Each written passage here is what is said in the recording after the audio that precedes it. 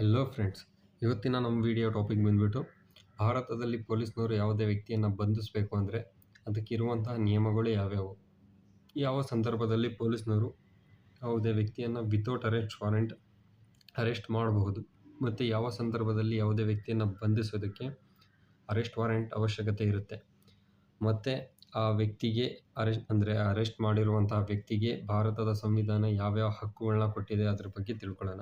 ಮೊದಲನೇದಾಗಿ, ಯಾವ ಸಂದರ್ಭದಲ್ಲಿ ಪೊಲೀಸ್ನವರು ವಿತೌಟ್ ಅರೆಸ್ಟ್ ವಾರೆಂಟ್ ಯಾವುದೇ ವ್ಯಕ್ತಿಯನ್ನು ಬಂಧಿಸ್ಬೋದು. ಯಾವ ಕ್ರೈಮ್ಗಳು ಅಂದರೆ ಗಂಭೀರ ಅಪರಾಧಗಳು ಇರ್ತವೆ, ಆ ವ್ಯಕ್ತಿ ಏನಾದರೂ ಗಂಭೀರ ಅಪರಾಧನ ಮಾಡಿದರೆ ಅಥವಾ ಮಾಡೋದಕ್ಕೆ ಪ್ರಯತ್ನ ಮಾಡ್ತಿದ್ರೆ ಅಂತಹ ಸಂದರ್ಭದಲ್ಲಿ ಪೊಲೀಸ್ನವರು ವಿತೌಟ್ ಅರೆಸ್ಟ್ ವಾರೆಂಟ್ ಆ ವ್ಯಕ್ತಿಯನ್ನು ಬಂಧಿಸ್ಬೋದು. ಗಂಭೀರ ಅಪರಾಧಗಳು ಅಂದರೆ ಯಾವುವು ಅಂದರೆ, ಯಾವ ಕ್ರೈಮಿಗೆ 7 ವರ್ಷಕ್ಕಿಂತ ಅಧಿಕ ಶಿಕ್ಷೆ ಇರುತ್ತೆ ಅಂತಹ ಅಪರಾಧಗಳನ್ನು ಗಂಭೀರ ಅಪರಾಧ ಅಂತೇಳಿ ಪರಿಗಣಿಸ್ತೀವಿ. ಇನ್ ಕೇಸ್ ಅವನು ಮಾಡ್ತಿರೋ ಕ್ರೈಮು ಅಥವಾ ಮಾಡಿರೋ ಕ್ರೈಮು 7 ವರ್ಷಕ್ಕಿಂತ ಕಡಿಮೆ ಶಿಕ್ಷೆ ಇರುವಂತಹ ಕ್ರೈಮ್ ಆಗಿದ್ದರೆ ಅಂತಹ ಸಂದರ್ಭದಲ್ಲಿ ಫಸ್ಟು ಆ ವ್ಯಕ್ತಿಯನ್ನು ಪೊಲೀಸ್ ಸ್ಟೇಷನ್ಗೆ ಹಾಜರಾಗಲು ನೋಟಿಸ್ ಕೊಡಬೇಕಾಗತ್ತೆ. ಇನ್ ಕೇಸ್ ಆ ವ್ಯಕ್ತಿ ಬರ್ತಿಲ್ವಾ, ಆಗ ಅರೆಸ್ಟ್ ವಾರೆಂಟ್ ಜೊತೆಲಿ ಹೋಗಿ ಆ ವ್ಯಕ್ತಿಯನ್ನು ಬಂಧಿಸಬೇಕಾಗತ್ತೆ. ನಮ್ಮ ಭಾರತದ ಕಾನೂನು ಯಾವುದೇ ವ್ಯಕ್ತಿಯನ್ನು ನೇರವಾಗಿ ಬಂಧಿಸೋದನ್ನು ಪ್ರೋತ್ಸಾಹಿಸೋದಿಲ್ಲ.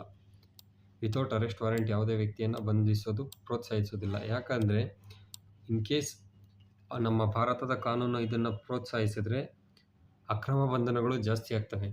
ಹಾಗಾಗಿ ಇದನ್ನು ನಮ್ಮ ಭಾರತದ ಸಂವಿಧಾನ ಆಗಲಿ ನಮ್ಮ ಭಾರತದ ಕಾನೂನಾಗಲಿ ಪ್ರೋತ್ಸಾಹಿಸೋದಿಲ್ಲ. ಮತ್ತು ನಮ್ಮ ಭಾರತದಲ್ಲಿ ಮಹಿಳೆಯರನ್ನು ಬಂಧಿಸಲು ವಿಶೇಷ ನಿಯಮಗಳಿದೆ. ಅಂದರೆ ರಾತ್ರಿ ಸಮಯದಲ್ಲಿ ಯಾವುದೇ ಮಹಿಳೆಯನ್ನು ಬಂಧಿಸುವ ಹಾಗಿಲ್ಲ. ಮತ್ತು ಯಾವುದೇ ಮಹಿಳೆಯನ್ನು ಬಂಧಿಸಬೇಕು ಅಂದರೆ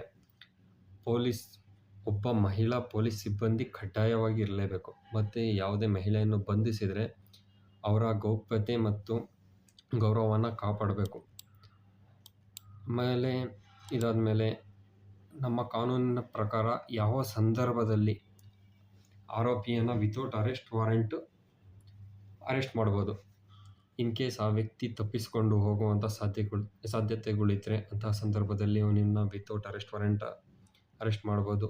ಅವನೇನಾದರೂ ಸಾಕ್ಷ್ಯಗಳನ್ನ ಎವಿಡೆನ್ಸನ್ನು ನಾಶಪಡಿಸ್ಬೋದು ಅನ್ನುವಂಥ ಭಯ ಇದ್ದರೆ ಅಂತಹ ಸಂದರ್ಭದಲ್ಲಿ ಅವನನ್ನು ವಿತೌಟ್ ಅರೆಸ್ಟ್ ವಾರೆಂಟ್ ಅರೆಸ್ಟ್ ಮಾಡ್ಬೋದು.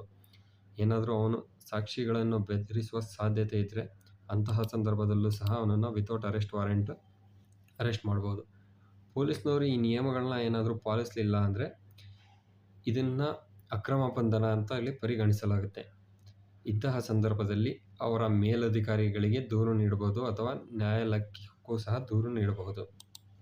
ಇನ್ ಕೇಸ್ ಪೊಲೀಸ್ನವರು ಯಾವುದೇ ವ್ಯಕ್ತಿಯನ್ನು ಬಂಧಿಸಿದ್ದಾರೆ ಅಂದರೆ ಆ ವ್ಯಕ್ತಿಗೆ ಏನೇನು ಹಕ್ಕುಗಳು ಸಿಗುತ್ತವೆ. ಫಸ್ಟು ಆ ವ್ಯಕ್ತಿಗಿನ್ನ ಅರೆಸ್ಟ್ ಮಾಡಿರೋ ರೀಸನ್ ಏನು ಅಂತೇಳಿ ಹೇಳಬೇಕು. ಎರಡನೇದು, ಅವನ ಬಂಧನದ ದಾಖಲೆಗಳನ್ನು ತಯಾರಿಸಬೇಕು. ಅಂದರೆ ಅವನ್ನ FIR ರೆಡಿ ಮಾಡಬೇಕು. ಅದಾದಮೇಲೆ ಅವನ ಕುಟುಂಬದ ಸದಸ್ಯರಿಗೆ ನಿಮ್ಮ ಕುಟುಂಬದ ಸದಸ್ಯರನ್ನು ನಾವು ಬಂಧಿಸಿದ್ದೇವೆ ಅಂದರೆ ಅರೆಸ್ಟ್ ಮಾಡಿದ್ದೇವೆ, ಈ ಕಾರಣಗಳಿಂದಾಗಿ ಇವನನ್ನು ಅರೆಸ್ಟ್ ಮಾಡಿದ್ದೀವಿ ಅಂಥೇಳಿ ಅವರಿಗೆ ಮಾಹಿತಿಯನ್ನು ನೀಡಬೇಕಾಗುತ್ತೆ. ಅದಾದಮೇಲೆ ಅರೆಸ್ಟ್ ಮಾಡಿರುವಂಥ ವ್ಯಕ್ತಿಗೆ ಅವರ ವಕೀಲರನ್ನು ಸಂಪರ್ಕಿಸುವ ಅವಕಾಶ ಮಾಡಿಕೊಡಬೇಕಾಗುತ್ತೆ ಮತ್ತು ಆ ವ್ಯಕ್ತಿಯ ವೈದ್ಯಕೀಯ ಪರೀಕ್ಷೆಯನ್ನು ಮಾಡಿಸ್ಬೇಕಾಗುತ್ತೆ. ಅದಾದಮೇಲೆ 24 ಗಂಟೆಗಳ ಒಳಗಾಗಿ ಅವನನ್ನು ನ್ಯಾಯಾಧೀಶರ ಮುಂದೆ ಹಾಜರುಪಡಿಸಬೇಕು.